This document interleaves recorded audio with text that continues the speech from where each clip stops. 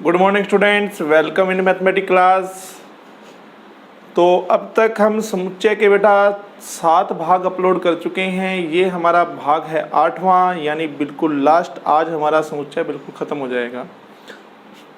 Total video number देखें तो video number है हमारा ये 15। तो देखिए बेटा, पिछले वीडियो में मैं आपको बता चुका हूँ कि ए यूनियन बी क्या होता है, ए इंटरसेक्शन बी क्या होता है, ए माइनस बी क्या होता है, बता चुका हूं मैं। आज जो हम बात करेंगे बेटा, हम बात करेंगे ए नोट की। इसको ए नोट, ठीक है, यानी अपने हेडिंग का नाम ले सकते हैं। चौथा नंबर हेडिंग डाल लीजिए, पूरक समुच्चय। ठीक है ना, पूरक समुच्चय। तो देखिए, पूरक समुच्चय क्या होता है, ठीक है। कॉम्प्लीमेंट अपने को ज्ञात करना है किसी समुच्चय का। तो सुनिए, जैसे कोई समुच्चय ए है, अब ए का जो पूरक समुच्चय होगा ना बेटा, देखिए ए का जो पूरक समुच्चय होगा वो होगा ए नोट। ठीक है ना, ए नोट जो होता है ना, वो समुच्चय ए का पूरक समुच्चय होता है। पहले मैं समझा रहा हूं कि ए का जो पूरक समुच्चय होगा उसको कैसे दर्शाते हैं। ऊपर बेटा बार लगा दीजिए, इसको बोलते हैं ए नोट। ठीक है ना, या आप इसको बेटा ए डैश बोल सकते हैं। ऐसे ए के ऊपर यूं डैश लगा दीजिए। ठीक है, ये भी ए नोट है, यानी ये समुच्चय ए का पूरक है।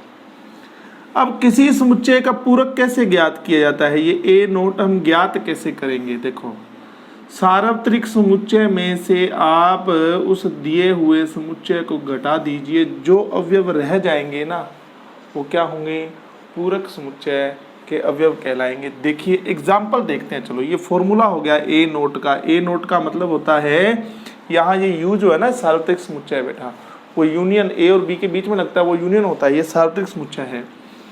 एग्जाम्पल देखिएगा,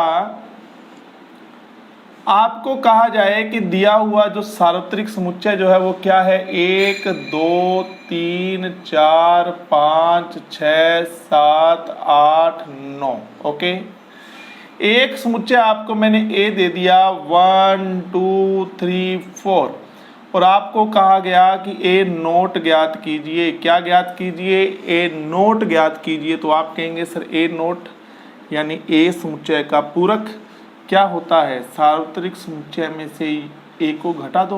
और घटाना मैं आपको पिछले वीडियो में सिखा चुका हूं, यानी कि u में से ए के अवयव छोड़ दो। ए के अवयव 1 2 3 4, यानी u में से ये 1 2 3 4 छोड़ दो, 5 6 7 8 और 9। ठीक है, ये किसका मान आ गया बेटा, पूरक समुच्चय। ए के पूरक समुच्चय का मान आ गया आपके सामने। इसको बोलते हैं ए नोट। क्या बोलते हैं, ए नोट। ठीक है ना, तो ये होता है पूरक समुच्चय। समझ गए आप मेरी बात कि पूरक समुच्चय कैसे निकालना है। इस सार्वत्रिक समुच्चय यू में से आपको यू दिया होगा, उसमें से आप ए घटा दीजिएगा, क्या आ जाएगा आपके पास में, पूरक समुच्चय का मान आ जाएगा। तो एक पूरक समुच्चय से जुड़ी हुई एक विशेष बात बताता हूं। चलो मैं आपको, देखो क्या आपने एक चीज नोट की होगी यहां पर। देखिए आप, ए और ए नोट होता है ना, इन दोनों में क्या कोई अवयव कॉमन है क्या। देखो आप पहले, ये आपके पास में ए नोट का मान आ गया और ये आपका ए था। इन दोनों में क्या कोई अवयव कॉमन होता है क्या, चेक करो आप। बिल्कुल भी नहीं हो सकता, क्योंकि ए नोट आपने कैसे प्राप्त किया, यू में से आपने ए के अवयव छोड़े, जो शेष अवयव रह गए वही तो आपके ए नोट में आपने शामिल किए। तो ए नोट और ए के अंदर कोई भी अवयव कॉमन नहीं होता है, इसलिए इन दोनों का इंटरसेक्शन सदैव फाई होगा। इन दोनों का इंटरसेक्शन सदैव क्या होगा, फाई। चेक कर लो आप, जब कोई भी अवयव कॉमन नहीं होता तो उसको क्या लिखा जाता है बेटा, फाई लिखा जाता है ना, तो फाई होगा। ठीक है ना, फिर आप ये देखिएगा कि अगर मैं ए के और ए नोट दोनों के अवयवों को वापस मिला दूं, ठीक है, आप जरा एक काम करो, ए का और ए नोट का यूनियन करो। चलो, यूनियन जानते हो ना, ऐसा समुच्चय जिसमें ए और बी दोनों के समुच्चय को शामिल कर लिया जाए। ए का काम तो ए कर रहा है, बी नोट क्या कर रहा है, सॉरी ए नोट क्या कर रहा है, यहाँ दूसरे समुच्चय का काम कर रहा है। यानी इन दोनों समुच्चय का आपने यूनियन करना है। यूनियन का मतलब होता है इनको आपस में मिला करके लिखना, ए के अवयवों को भी शामिल करना और ए नोट के अवयवों को भी शामिल करना। ये देखो आप, जब वापिस दोनों समुच्चयों के अवयवों को शामिल किया तो ये वापिस U बन गया कि नहीं बन गया, बताओ। सार्वत्रिक समुच्चय बन गया कि नहीं बन गया। तो आप कहोगे सर जब आप वापिस ए और ए नोट का यूनियन करोगे तो आपको वापिस सार्वत्रिक समुच्चय प्राप्त होगा। तो ये दो बातें भी आपने इसके साथ में याद रखनी। नहीं समझ में आए तो वीडियो को वापिस पीछे करके इनको ध्यान से सुनिएगा, बातें आपको सारी याद होनी चाहिए। और जिन बच्चों ने हमारे ये सभी भाग देख लिए हैं सेट्स के, अगर उनके पास बुक है तो पहला चैप्टर आप निकाल लीजिएगा। एक चैप्टर आपका बिल्कुल कंप्लीट हो गया। मेरी आपको आवश्यकता भी नहीं पड़ेगी अब चैप्टर नंबर 1 में, ठीक है ना। सिर्फ डेफिनेशन का खेल था, सारे बेसिक का काम था, वो मैंने आपको समझा दिया, ठीक है ना। चलिए चलो फिर आपसे काम करते हैं, एक छोटी सी बात आपको और समझाते हैं। एक सेकंड में आपके लिए कोई अच्छा सा क्वेश्चन देखता हूँ एक।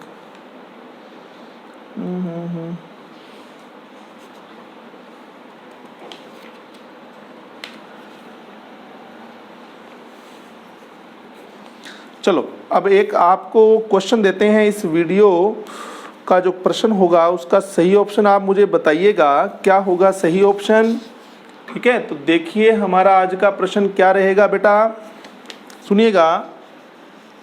आज का जो हमारा क्वेश्चन रहने वाला है, बुक में से देख के लिखवाते हैं आपको। देखो हमें एक सार्वत्रिक समुच्चय U दिया हुआ है 1 2 3 4 एंड 5 एंड 6, ओके। ये हमें U दे रखा है बेटा। एक समुच्चय हमारे पास A है, क्या है देखो 2 एंड 3। मेरे पास ये पुरानी बुक है जो पिछले साल तक चलती थी 11th की, इसी में से एक क्वेश्चन दे रहा हूँ। देखो बुक ही बदली है, थ्योरी सबकी सेम है, 3 4 5, ठीक है। ये आपको U दे रखा है, A दे रखा है, B दे रखा है। तो सत्य कथन होगा। सत्य कथन क्या होगा बेटा, आप मुझे देख के बताएंगे, ऑप्शन सही ऑप्शन बताएंगे कि सत्य कथन कौन सा होगा। देखो ए ऑप्शन आपको दे रखा है कि A यूनियन B का डैश 2 3 4, ठीक है, और 5। फिर देखो बी ऑप्शन हमारे पास में है कि B minus A is equal कितना बेटा 4 एंड 5। और सी ऑप्शन आपके पास में है बेटा A minus B is equal 2 4 and 5। और डी ऑप्शन हमारे पास में है क्या बेटा, देखिए कि A यूनियन B बराबर कितना बेटा 3, ओके। तो कौन सा ऑप्शन सही होगा। तो आप बच्चे जो है कंफ्यूज बिल्कुल नहीं होना है आपने। एक चीज़ आपको और सिखाई देते,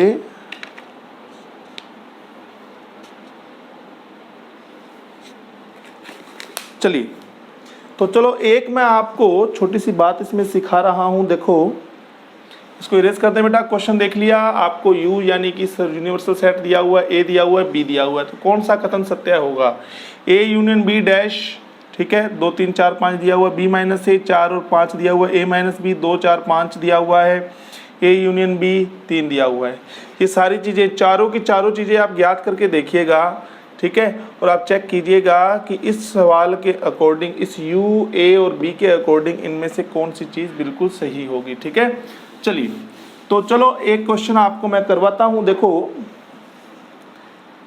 आपको बेटा एक एग्जाम्पल लेते हैं। देखो आपको U दिया हुआ है बेटा, देखो 1 2 3 4 एंड 5, ओके। चलो और बढ़ा लो इसको 6 7 8 एंड 9, ओके। A आपको दे दिया बेटा 1 2 3, B आपको दे दिया बेटा 3 4 और 5, ठीक है। अब देखिए, अब आपको कहा जाए कि a माइनस बी करो। चलो a माइनस बी सबको करना आता है, सभी बच्चों को करो बेटा। कैसे करोगे a माइनस बी? आप कहोगे सर a में से b का अवयव छोड़ दो। बेटा पहले a माइनस बी करते टाइम पहले ये देख लिया करो कि कॉमन क्या है। सिर्फ 3 कॉमन है, इसलिए a में से आपको 3 ही छोड़ना पड़ेगा। 4 और 5 का कोई रोल ही नहीं है। 1 और 2 आ गया। अगर आपको कहा जाए b माइनस ए कीजिए तो आप क्या करेंगे? b में से a के अवयव छोड़ दें। कॉमन 3 है तो 3 ही छोड़ना पड़ेगा। अब जो शेष दिखेंगे वो b के अवयव शेष लिखे जाएंगे, 4 और 5। ये तो हो गया a माइनस बी और b माइनस ए। एक नई चीज आई थी पीछे, जो 4 ऑप्शन दिए गए तो उसमें एक नई चीज ये थी, क्या? a यूनियन b का डैश कैसे निकाला जाए। तो ये सीखो आप पहले। इसको हटा दूं, ठीक है।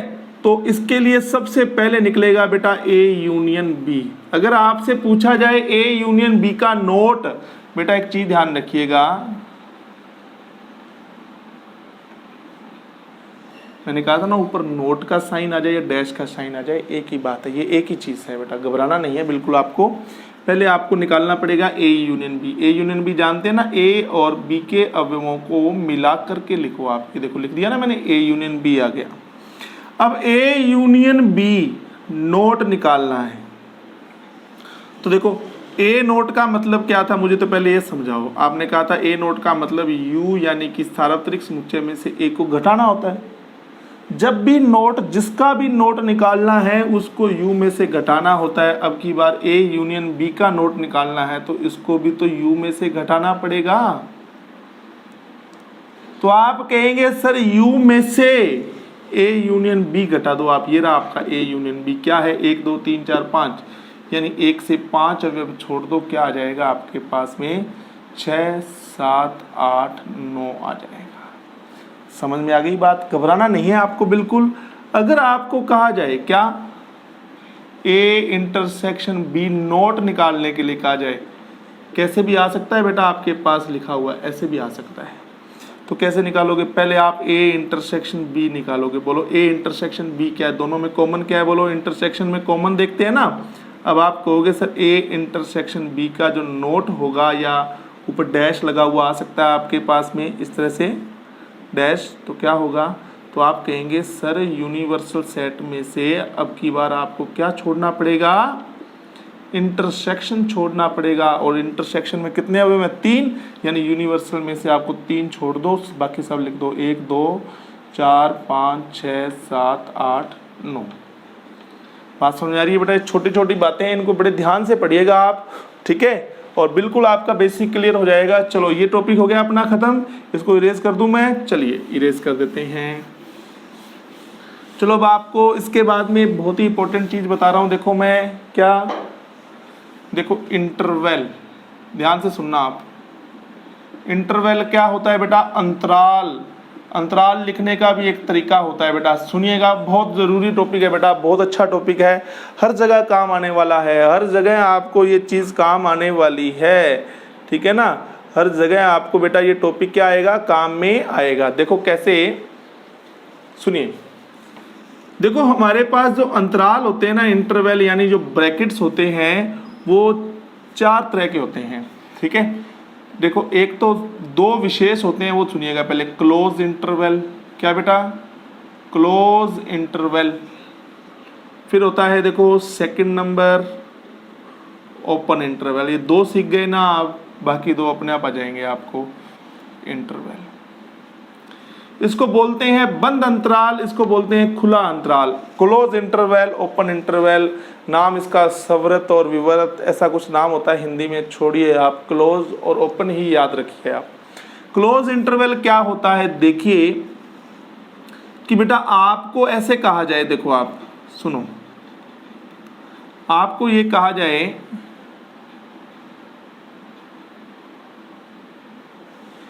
कि आपको, जैसे मैंने आपको कहा कि आपको बेटा संख्या लेनी है 1 2 3 4 5। तो 3 4 5 ये छोड़ो आप। आपको ये कहा जाए जैसे कि आपको संख्याएं लेनी है 3 और 7 के बीच में, ऐसे देखो आप, आपको ये कहा जाए 3 और 7 के बीच में आपको संख्याएं लेनी है, और बात हो रही है वास्तविक संख्याओं की। तो आप जानते हैं 3 और 4 के बीच में यानी दो पूर्णांकों के बीच में अनंत संख्याएं होती हैं। अगर पॉइंटों में अपने लिखें, जैसे अपने 3 और 4 के बीच की बात करते हैं, ठीक है, तो 3.1 3 और 4 के बीच में ही तो आएगा। 3.2 कहाँ आएगा बोलो, 3.3 कहाँ आएगा बोलो, 3.4 कहाँ आएगा बोलो, 3.11 कहाँ आएगा, 3.111 कहाँ आएगा। तो यानी ये 3 और 4 के बीच की संख्याएं हैं ये सारी संख्याएं 3 और 4 के बीच की हैं, ठीक है। तो जब दो पूर्णांकों के बीच में अनंत संख्याएं होती हैं तो सोचो आप 3 और 7 के बीच में कितनी संख्याएं होंगी। जितना सोच सकते हो आप सोच लो, बहुत अनंत संख्याएं होंगी। अब इसको इंटरवल की सहायता से कैसे दर्शाया जाता है, तो देखो, अगर मान लो आपको ऐसा कहा जाए जैसे 3 और 7 के बीच की संख्या लेनी है, ठीक है, यहाँ बराबर का चिन्ह लगा दीजिएगा और यहाँ देखिए, अब मैं बात कर रहा हूँ क्लोज इंटरवल की, ठीक है। अब ये दो आपके सामने स्टेटमेंट लिखे हुए हैं, ये कह रहे हैं 3 और 7 के बीच की संख्याएं, और इसमें देखो 3 के साथ बराबर का चिन्ह लगा हुआ है, 7 के साथ बराबर का चिन्ह लगा हुआ है। इसका मतलब 3 को भी लेना है, 7 को भी लेना है, बीच की तो संख्याएं लेनी हैं और साथ में 3 और 7 को भी लेना है। इसका मतलब क्या है, देखिए, केवल 3 और 7 के बीच की संख्याएं लेनी है, ठीक है बेटा। तो आप क्या करोगे ऐसी स्थिति में, आप क्या करोगे, जब आप देखो ऐसे लिख दिया ना आपने 3 और 7 बीच में कॉमा लगा के, तो इसका मतलब हो गया 3 और 7 के बीच की संख्याएं लेनी है। अगर 3 को शामिल करना है और 7 को शामिल करना है, जिसको शामिल करना है उसके साथ तो आ जाएगा ऐसे बड़ा ब्रैकेट, जिसके साथ बड़ा ब्रैकेट लग गया ना, इसका मतलब बीच की संख्याएं तो हमें लेनी ही थी और साथ में हमने 3 और 7 को भी शामिल किया है। यहाँ केवल बीच की संख्या लेनी है, 3 को शामिल नहीं करना, 7 को शामिल नहीं करना। जिसको शामिल नहीं करना होता है वहाँ पर ऐसा छोटा ब्रैकेट आता है। ये बात जो समझ जाएगा बस उससे मानिए काफ़ी जगह आपको इससे संबंधित समस्या आने वाली है, तो इस बात को ध्यान से समझिएगा। और चीज़ आपके सामने दिखाता हूँ, देखो मैं आपके सामने क्वेश्चन आएगा, देखो बेटा सुनना, ठीक है। बस लास्ट टॉपिक आज है अपना समुच्चय का, कि आपको x लेना है, x एक वास्तविक संख्या है। वास्तविक संख्या आपको ध्यान है अनंत होती हैं, ठीक है ना, वास्तविक संख्या है, ओके। और x का मान जो आपको लेना है वो लेना है 1 और 3 के बीच में। देखिएगा, ये मैंने आपके सामने एक समुच्चय लिखा, ठीक है। अब आपको ये कहा जाएगा इस समुच्चय को अंतराल रूप में लिख के दिखाइए। क्या लिख के दिखाइए? अंतराल रूप में। तो आपको क्या दिया गया है कि x का मान 1 और 3 के बीच में लेना है, तो आप यहाँ लिख लो 1,3। क्या बेटा 1 को लेना है, 1 के साथ क्या बराबर का चिन्ह लगा हुआ है? नहीं। जहाँ बराबर का चिन्ह लगेगा वहाँ पर बड़ा ब्रैकेट, जहाँ बराबर का चिन्ह नहीं लगेगा वहाँ छोटा ब्रैकेट। ये बड़े ब्रैकेट को बोलते हैं क्लोज इंटरवल, छोटे ब्रैकेट वाले को बोलते हैं ओपन इंटरवल, ठीक है। तो आप कहेंगे सर 1 को भी शामिल नहीं करना, 3 को भी शामिल नहीं करना। जिसको शामिल नहीं करना होता है उसके साथ सदैव छोटा ब्रैकेट लगता है, ठीक है ना। और अगर मान लो, इसको मैं इरेज कर रहा हूँ, देखो, अगर वो ऐसे कहता, क्या यहाँ भी बराबर का चिन्ह लगा देता, यहाँ भी बराबर का चिन्ह लगा देता, तो वो कहता कि ऐसे आ जाता, मान लो आपके पास में यूं ऐसे, तो आप कहते कि सर अब की बार देखो 1 और 3 के बीच की संख्याएं, इनके बीच में जितनी भी संख्या है उनको तो लेना ही पड़ेगा, ठीक है। पर 1 के साथ बराबर का चिन्ह लगा है इसलिए 1 को भी शामिल करना है, 3 के साथ बराबर का चिन्ह लगा है तो 3 को भी शामिल करना है। ये क्लोज इंटरवल हो गया। अब देखिए इसमें एक विशेष स्थिति और आ जाती है। देखो तो अभी 2 चीज पढ़ ली आपने, देखो क्या, क्लोज इंटरवल और ओपन इंटरवल। कुछ बच्चे ऐसे भी सोच रहे होंगे कि सर 3 और 7 के बीच हमसे मान लो पूछ लिया जाए तो क्या है, एक तो क्या आ जाएगा बीच में, 4 आ जाएगा, 5 आ जाएगा, 6 आ जाएगा। इंटरवल की कहाँ जरूरत पड़ रही है बेटा? इंटरवल की जरूरत पड़ेगी। 3 और 7 के बीच में केवल ये 3 ही संख्याएं नहीं होती। अगर वो कहता ना कि 3 और 7 के बीच में पूर्णांक बताइए कितने होते हैं, तो बेटा पूर्णांक तो बेटा 3 ही होते हैं, 4, 5 और 6। उसने पूछे हैं बेटा वास्तविक संख्याएं। क्या पूछी हैं? वास्तविक संख्याएं। और मैं आपको बता चुका हूं जितनी भी संख्याएं आप देखते हैं वो सारी वास्तविक हैं। और 3 और 7 के बीच में बेटा अनंत संख्याएं होती हैं।